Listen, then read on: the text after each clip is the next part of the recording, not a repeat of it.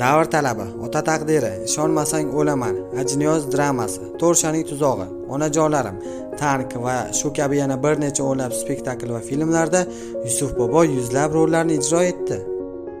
Qartisi, bu yerda xalq artisti ko'p. Qay birini oldiga? Kim aytdi senga ko'p deb? U o'zi bittagina. Shu yerda bo'lib turib sen bilmaysan, ovunda turib men bilaman. Tushunmadim, ota. Televizorni ko'rib turish kerak. Vaqt-vaqtida istalovayda ovqat yeb turish ham kerak. Bilmadim, ota. Tashqariga chiqib turing. Shu yil kuzda 76 yoshni qarshilaydigan bobomiz madaniyat sohasida naq 37 yillik karyeraga ega. Yusuf Bobo faoliyatini 2009-yilda yakunlashga majbur bo'ldi. 3 yil pensiyadan keyin, nafaqaga chiqqandan keyin ham 3 yil ishladim, lekin keyinchalik menga og'irlik etaverdi.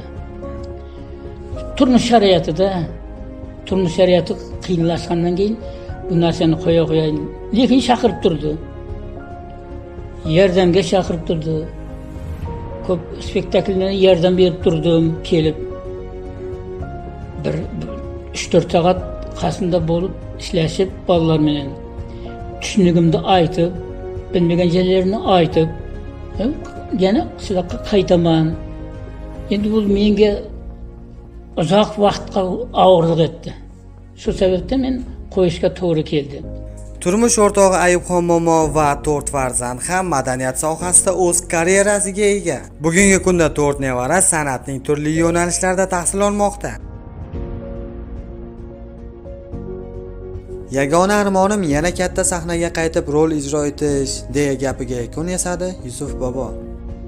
Armonim katta sahnada bir ko'zimni ko'rsatish, ko'zim yumilmasdan burun.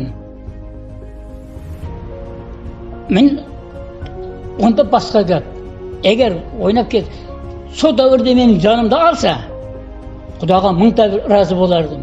Katta sahnadan chiqib bo'lib, jonimda Alloh taolo olsin, men rozi bo'lardim. Men shunday armonim bor. Boshqa aytaversin ko'p.